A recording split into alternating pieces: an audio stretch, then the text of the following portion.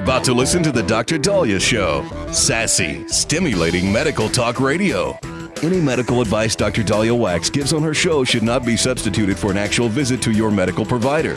And now, here's Dr. Dahlia.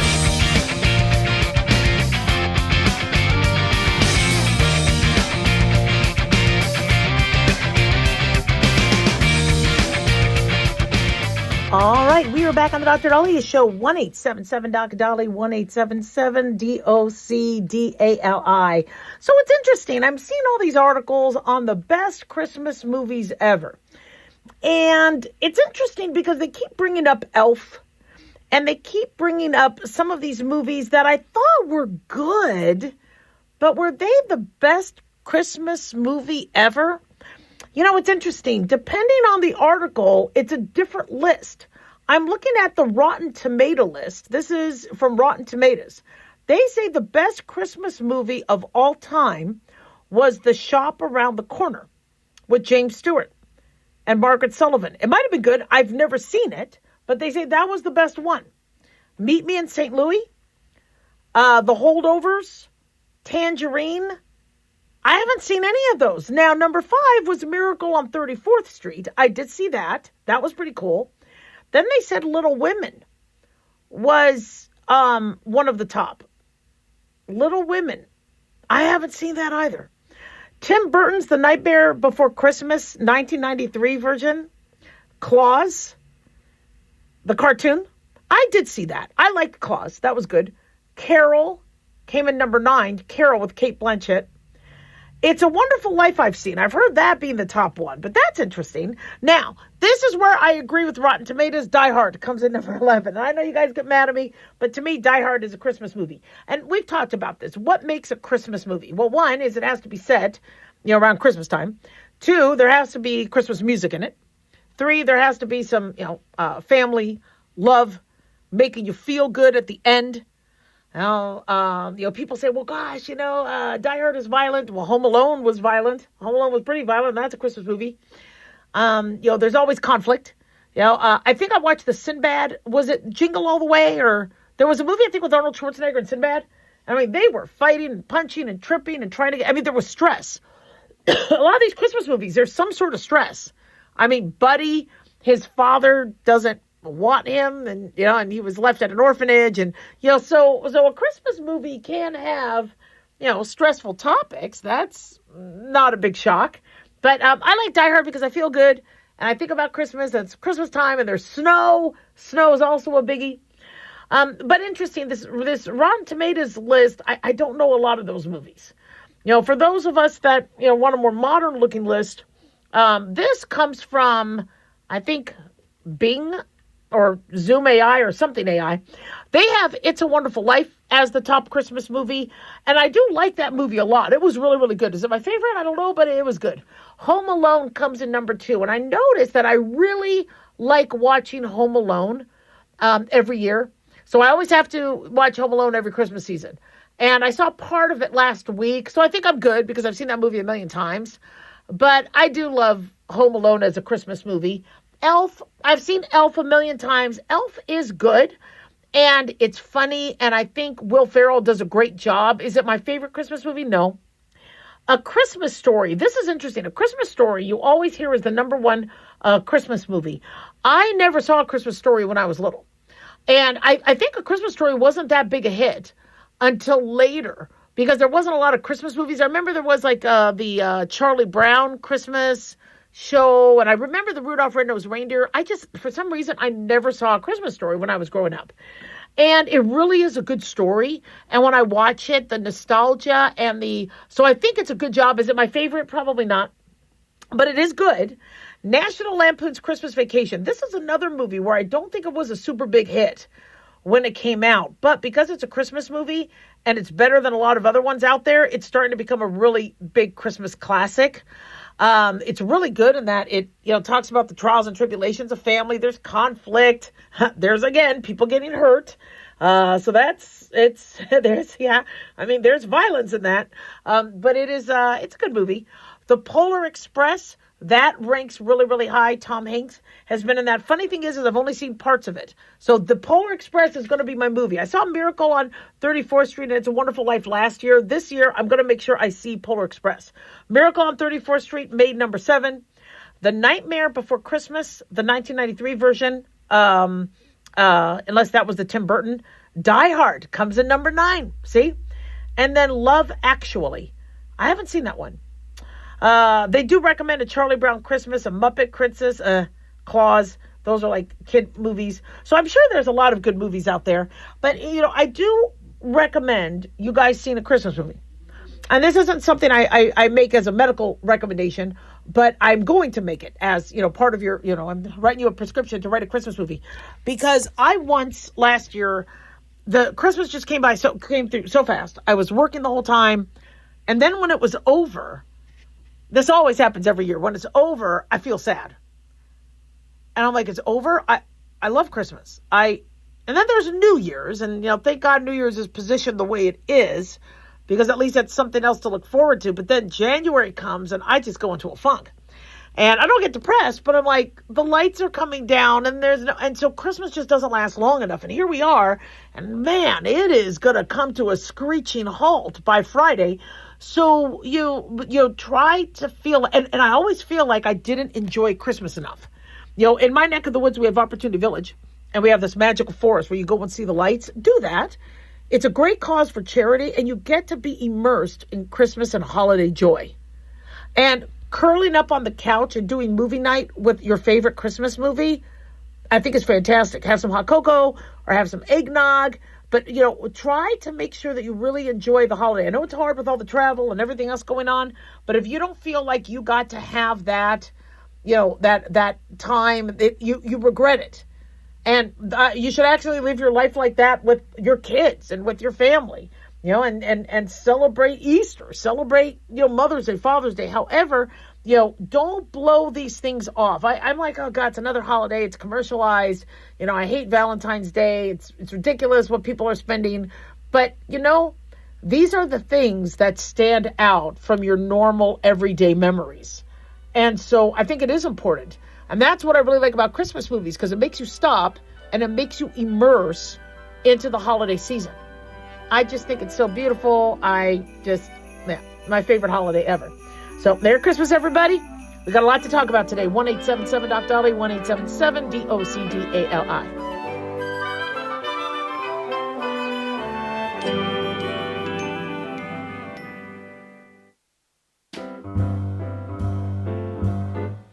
Dashing through the snow in a one-horse open sleigh, over the fields we go, laughing all the way. Bells on bobtails ring, making spirits bright. What fun it is to ride and sing a sleighing song tonight. Oh, jingle bells, jingle all the way. Oh, what fun it is to ride in a one-horse open sleigh. Hey, jingle bells, jingle all the way.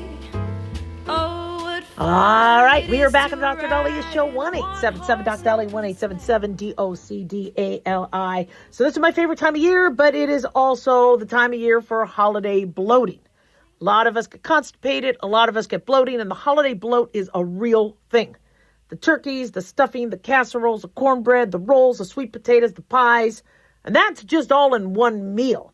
So millions of Americans feel bloated. We don't feel like we could poop the following days, but it is preventable. So we're going to break this down for you guys. I also wrote a piece on this that I'll make sure I share. So constipation, the definition of constipation is a decrease in the frequency of bowel movements or difficulty passing stool that persists longer than your normal cycle. So let's say you go 3 times a week and that's your norm. I would like you going every day, but let's say your norm is 3 times a week and now you only go down to, 2 times a week. That's a big change. Or let's say you go twice a day and now you're only going every other day. that could be a sign of constipation. So we don't necessarily have like a true definition of how few the bowel movements have to be, but a change in your bowel movements is enough to get you in to the doctor and get you checked out. 20 to 30% of the U.S. population suffers from constipation, and it's worse for those with medical issues, elderly individuals, those with poor gut health. So having hard stools that you can't pass with normal motility, or having soft stool but you don't have motility, both of those scenarios could cause constipation. A lot of people will take stool softeners, but their stool is soft. They're having a motility issue. They can't push it out. They need a laxative. Some people, they're pushing stuff out, but it's just too hard to pass. Well, then you need a stool softener. So we really have to figure out what exactly is the constipation. Well, now, what's the cause? Well, not only is it a big change in diet and a whole bunch of eating, things that you don't normally eat, but a lot of us aren't drinking a lot of water during the holidays. You need to keep your water up.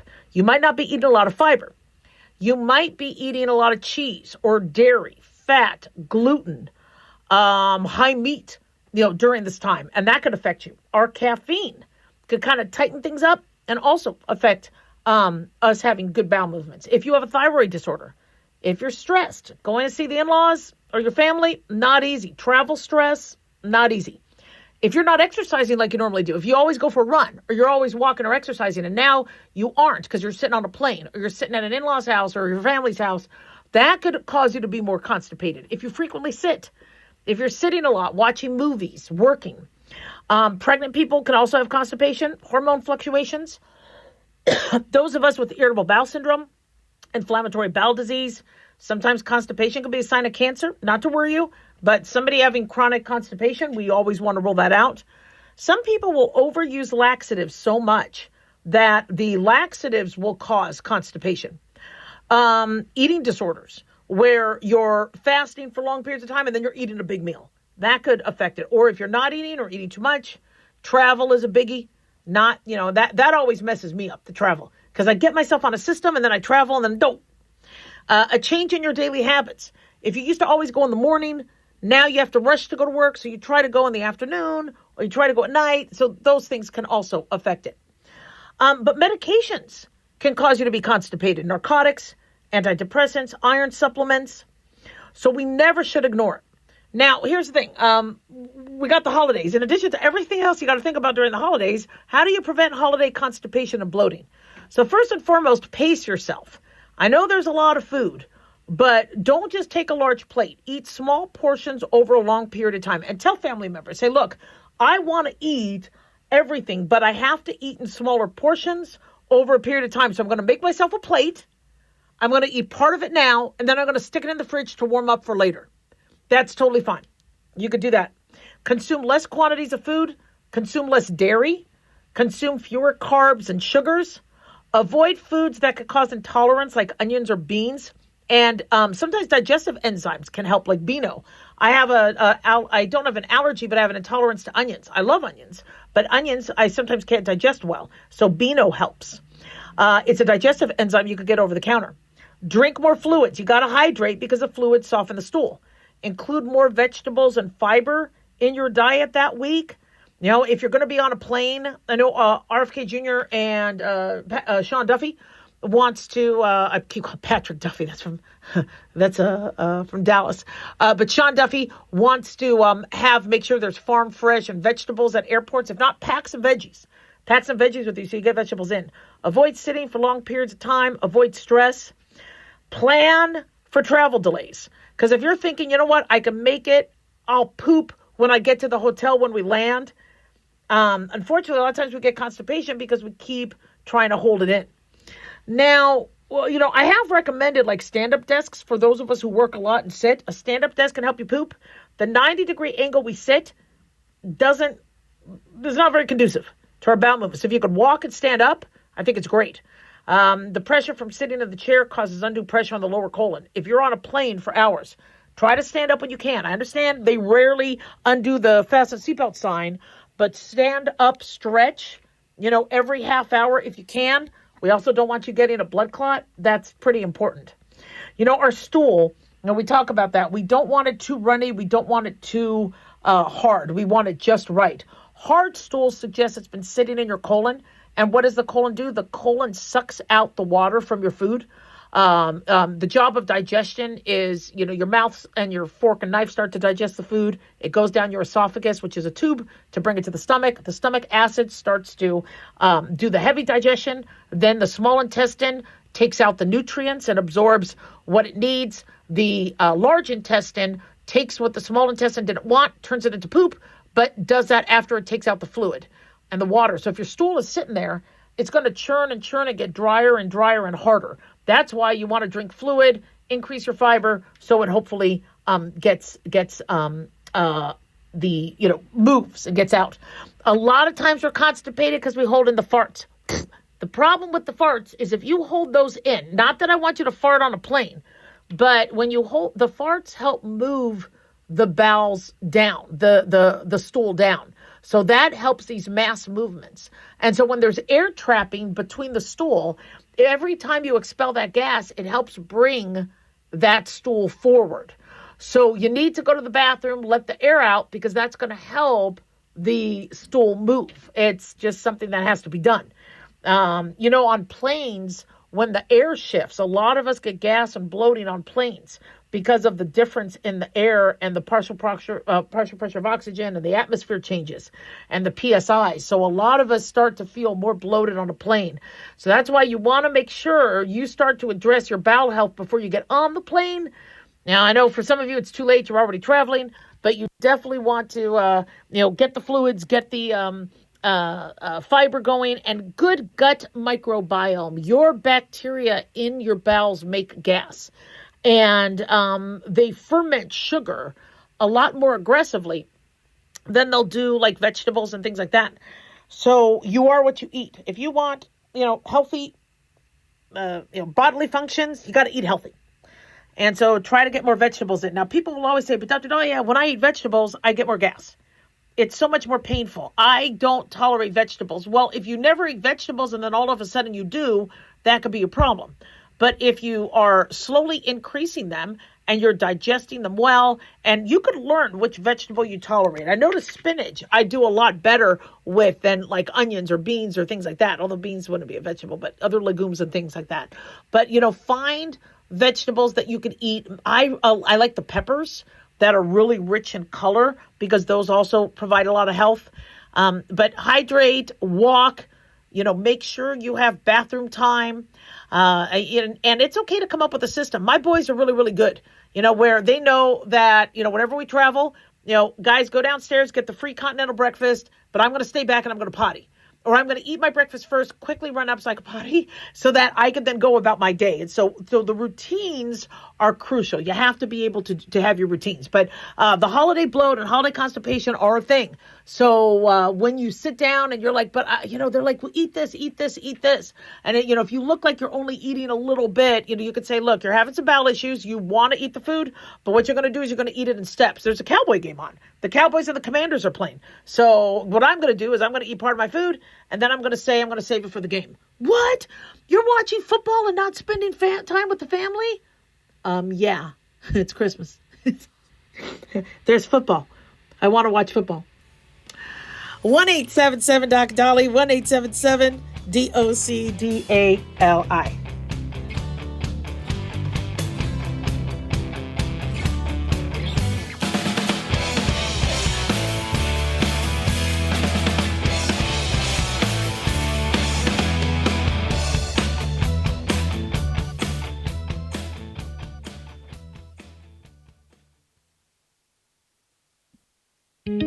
Looking for a gift that can actually help secure someone's future? It's Mark Falter's new book, Common Sense Income Strategies. It makes the perfect gift for that special someone in your life. Mark has helped thousands of hardworking Americans secure their financial future by using time-tested strategies that continue to create wealth, whether the market is up or down. Strategies that will make perfect sense once you take the time to read this powerful book. Common Sense Income Strategies brings to you what Mark has been teaching in person and talking about on the the radio for decades. You've worked too long and too hard not to see the fruits of your labor. To learn how to receive your free copy, call 866-764-2635. That's 866-764-2635. Secure your future with Common Sense Income Strategies by Mark Falter. Again, to learn how to receive your free copy, call 866-764-2635. That's 866-764-2635.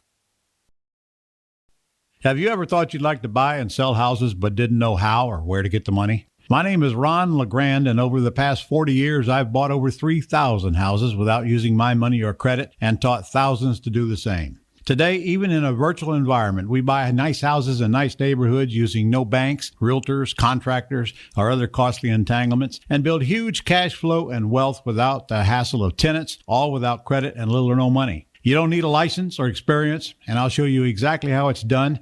Text FREE to 99799, and I'll send you my free training. I promise you I'll change the way you think about real estate and open the door to a new lifestyle that doesn't involve risk or rehabs and can quickly replace your current income. Text FREE to 99799 and let me show you how to take your life back and build cash flow and wealth from your home. That's FREE to 99799. Again, FREE to 99799. Hi, it's Mark Falter, host of the Financial Fitness Show. I strongly believe that no one should ever pay 1 penny more in taxes than they are legally obligated. Unfortunately, for most hardworking Americans, this just isn't the case. Why? Because most people spend more time planning next weekend's getaway than trying to ensure they're going to pay less in taxes. My financial fitness team has put together some materials that I know are going to help you. It's the Tax Savings Kit.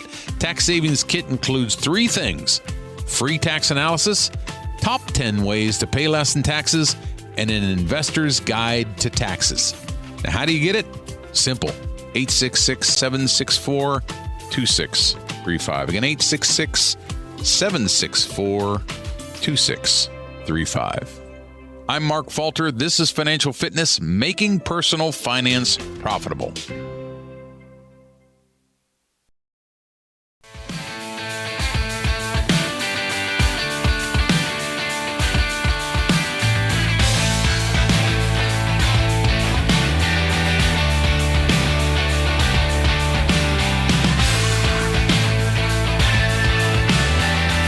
All right, we are back on the Dr. Dahlia Show, 1-877-DOC-DALI, 1-877-DOC-DALI. So this article caught my eye. Apparently Australia, President Trump says, has a 12% superannuation system that could be a model for America. And this is being reported by MoneyWise. And one concern I'm seeing with patients, and I've seen this with my own family, is nobody has money for retirement. Unless you had a cush job where they put money in retirement and you didn't get laid off, or you didn't get fired or whatever, a lot of us don't have money for retirement. There's rich people out there that do, but the average worker, the average middle class, they didn't. I've been really honest with you guys. Hubby and I didn't really save for retirement because we couldn't. We had the kids, we had the student loans, we had expenses with the practice. We have a little bit saved, but there's no way we could retire. I'm probably going to have to work the rest of my life. And so the retirement accounts that Trump is doing, the Trump accounts for kids, where any child born American citizen or legal, I believe child, I think they have to be a citizen, born between January 1, 2025 and December 31, 2028, get $1,000 to go into a retirement account. And then they could access it when they're 18 for college or whatever. They could put additional money in over the years at a cap, I think of $5,000. I have to double check. But these Trump accounts are in hopes that these kids, will have some money to fall back on when they need to, especially for retirement. They anticipate that if it doesn't get touched and it gets saved for retirement, there could be $300,000 in the bank. And that's just by Trump putting in the $1,000 now. But why Australia? What does Australia do? Well, according to this article, how Australia's system works is I guess it's been around since 1992. And employers contribute 12% of a worker's earnings into a retirement fund. 12%. Now, I don't think that would work in America. That is a lot of money.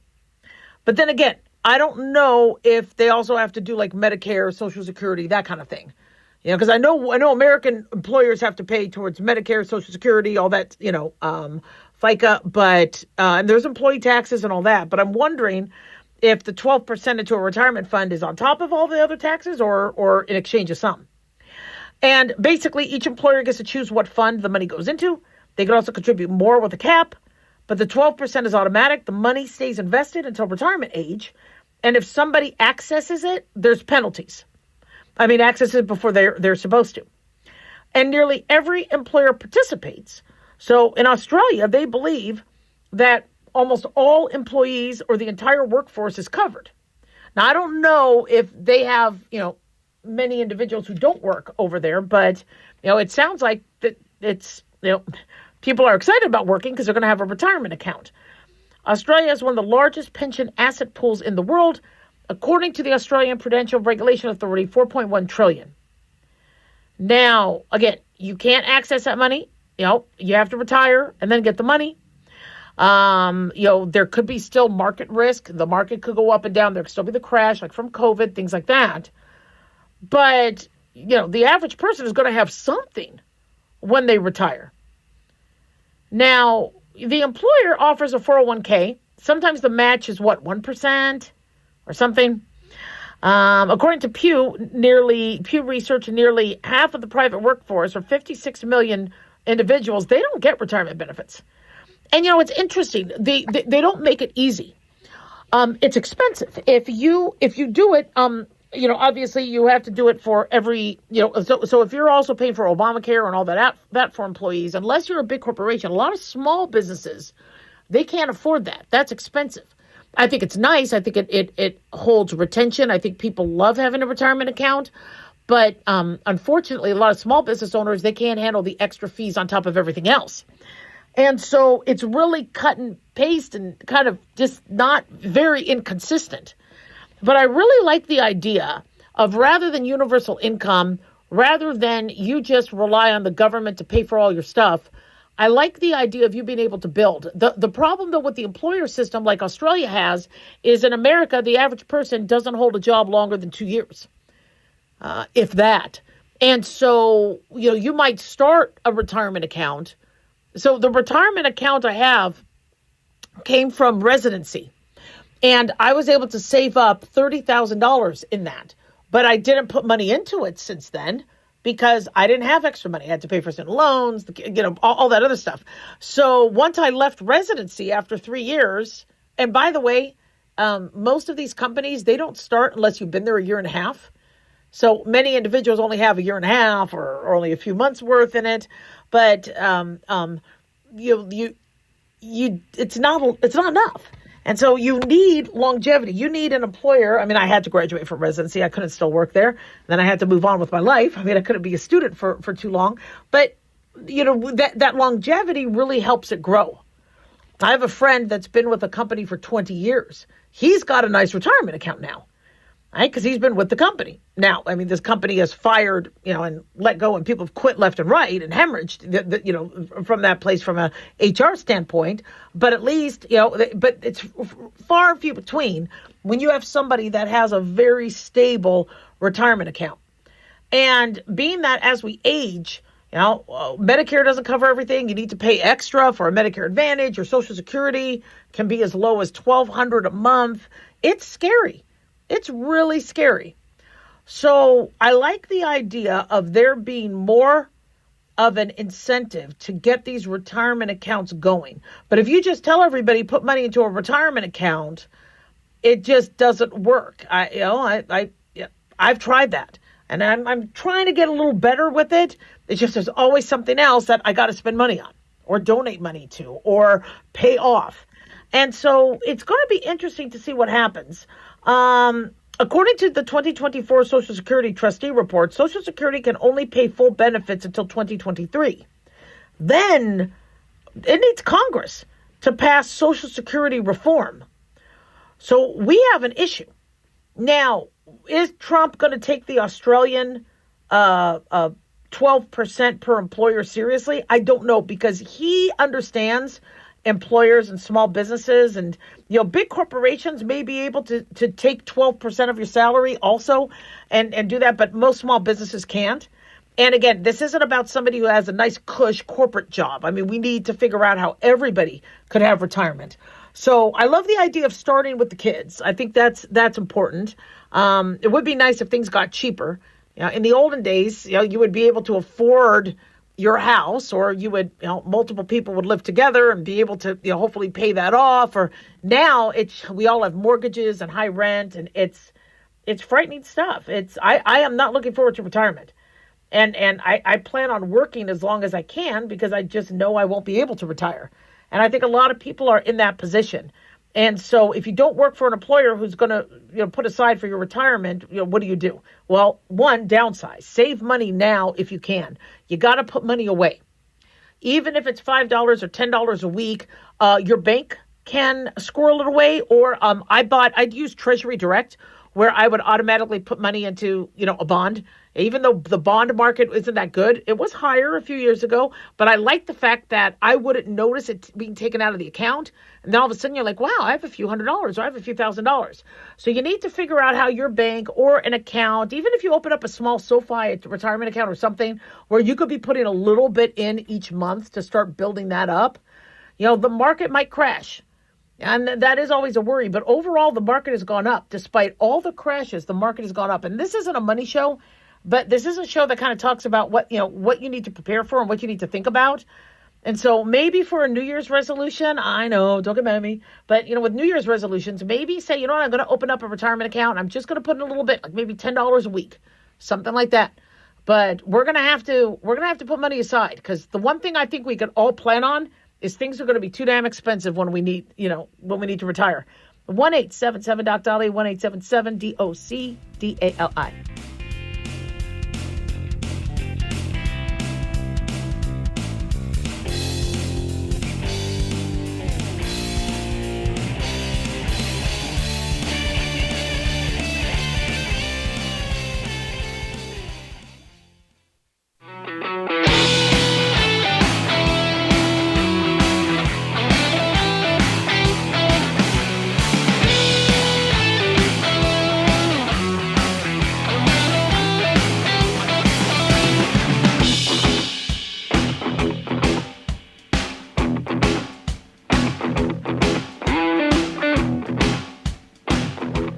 All right, we are back on the Dr. Daliah Show, 1-877-DOC-DOLLY, 1-877-DOC-DALI. So there was a report out saying that 1 in 5 workers say their layoff came as a complete surprise. I'm surprised it's, that few. You would, well, I mean, people, I think they get a little narcissistic and they think I'm good. They love me. My boss loves me. My poop doesn't stink. And they don't realize how sadly expendable they are. And it's a shame. I like to make everyone feel valued, because I don't want people thinking that they, aren't going to have a job. But if I am concerned about, like what happened with me in the medical office, is when I saw what was going on with Obamacare and I saw the writing on the wall, I started telling staff, I'm like, look, we're going to, this isn't sustainable. They knew why. Deductibles were high for patients. Patients weren't paying their portion. Insurance wasn't paying. And I'm like, there's only, we're going to do what we can. This is the money coming in. And I let everybody see everything. And I said, look, we're going to continue to hold off. You're still good for a few months. But if we do have to make a change, we're going to let you know. And we're going to make sure that your jobs at least get kept. And the person that took over the office then promised, we had them put in writing, they were going to keep their jobs, etc.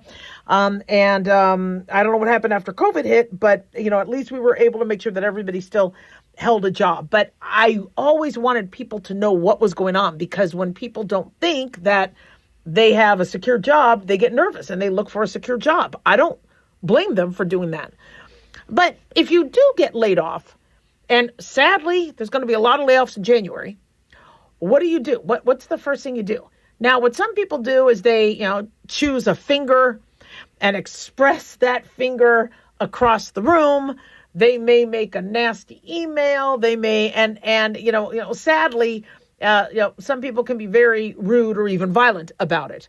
What I always recommend is be kind and cordial. I've only been laid off twice or furloughed twice, and both employers called me back to work. Now, they explained it was a money issue. They temporarily have to cut costs. And then they called me saying, okay, we need you back. Money's better. And so I didn't leave on a bad note. And so I was like, thank you for the opportunity. If anything changes, because a layoff doesn't mean you had bad performance. A layoff suggests that that there was a money issue or a company issue. So it's not personal. Now, you might take it personally because you're like, well, why did they keep, Joe and they didn't keep me? So you might take it personally on the inside. But for the most part, layoffs, that's why you see companies make announcements because they don't want somebody to sue them, for wrongful termination. They're like, guys, we're going to be laying people off. And it's a money thing. So one, don't take it personally.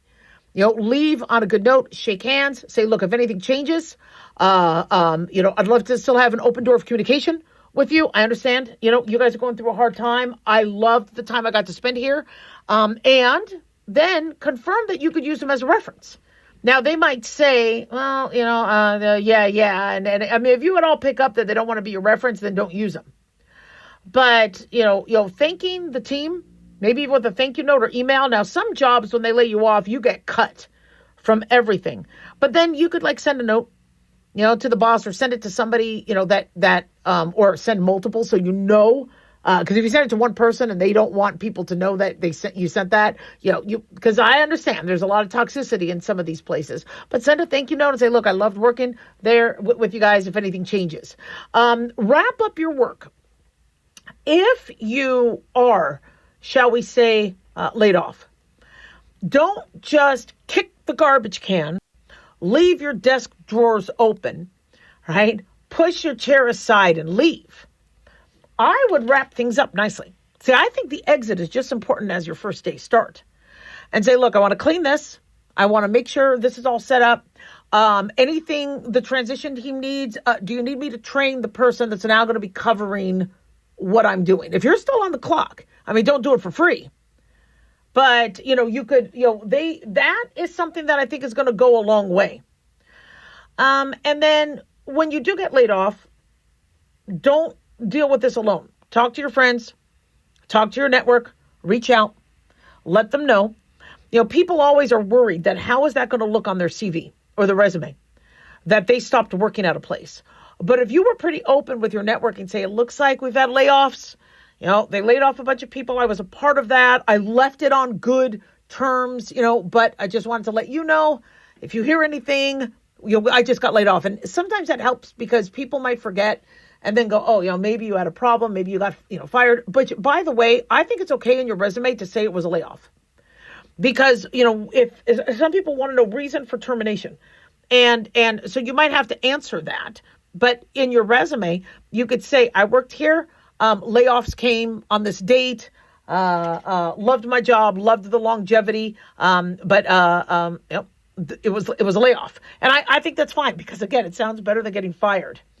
Now, one thing that people forget to do is they immediately start pavement pounding and because they think if other people have been laid off, they're racing against, everybody else. You could take some time to take a deep breath. You could, just, pamper yourself, refresh yourself, splash some water on your face because you are going to feel exhausted. You are going to feel hurt. You're going to feel jaded.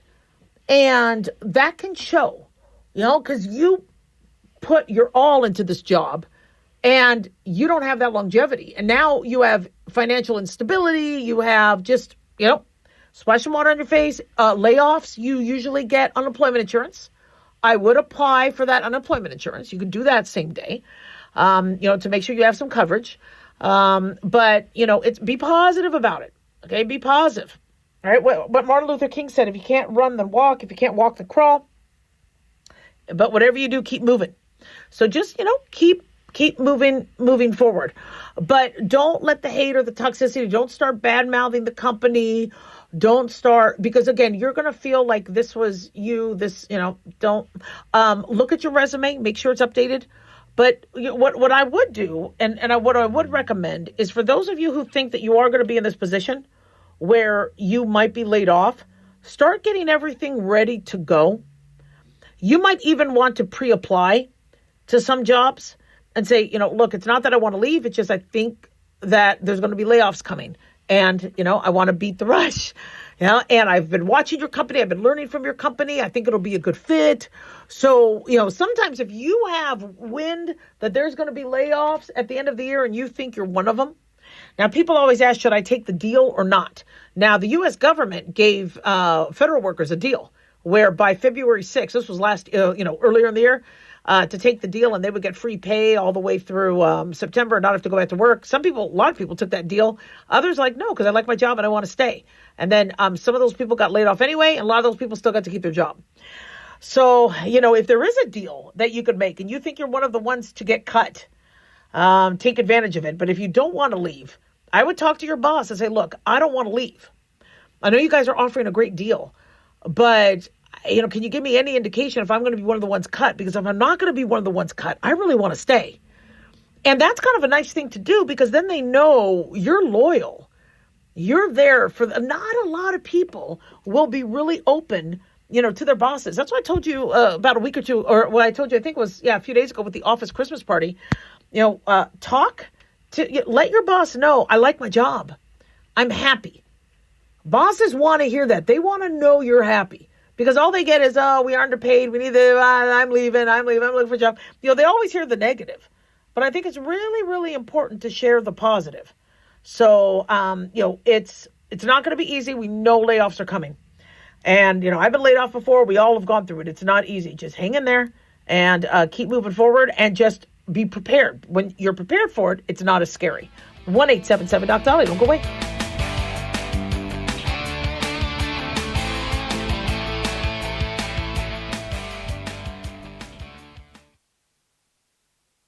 Looking for an easy read that can actually help secure someone's future? Pick up a copy of Mark Falter's book, Common Sense Income Strategies. For the past 30-plus years, Mark has helped thousands of hardworking Americans secure their financial future by using strategies that continue to create wealth, whether the market is up or down. Strategies that will make perfect sense once you take the time to read this powerful book. Common Sense Income Strategies brings to you what Mark has been teaching in person and talking about on the radio for decades. It's not rocket science, it's a pretty easy read. You've worked too long and too hard not to see the fruits of your labor.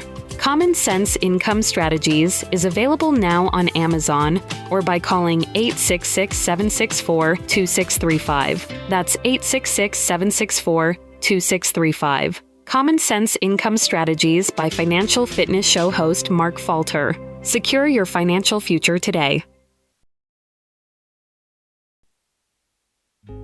Hey guys, it's Clyde. We've had a lot of requests for Ground Zero merchandise, so we put together an online store with a big variety of high-quality items. I'm really excited to let you know about these things. We have a lot to offer you and your loved ones. In addition to our regular apparel, such as t-shirts, beanies, hoodies, and hats, we've expanded our product line with posters, flags, aprons, mugs, and a whole lot more. We also have Ground Zero collectibles along with a limited edition of items like a Clyde Lewis canvas portrait, a Ground Zero embroidered jacket that will certainly make for great gifts and for interesting conversations with family and friends. And we now offer publications such as Ron Patton's book about mind control, MK Zine, and back copies of the official magazine of Ground Zero while it was in print. Paranoia, the Conspiracy Reader, also coming in 2023, are updated and revised books that I've written. There's a secure and easy-to-use shopping cart for your purchases. So shop today at our official store by going to groundzeromerch.com. Again, that's groundzeromerch.com. Hey, America. How tired are you of mainstream corporate media's biased narratives and manipulated news? Their dishonesty and attempts to influence this generation have been exposed, put on display for anyone who's even half paying attention. But the New American Magazine has been an honest source of news and commentary for over 50 years.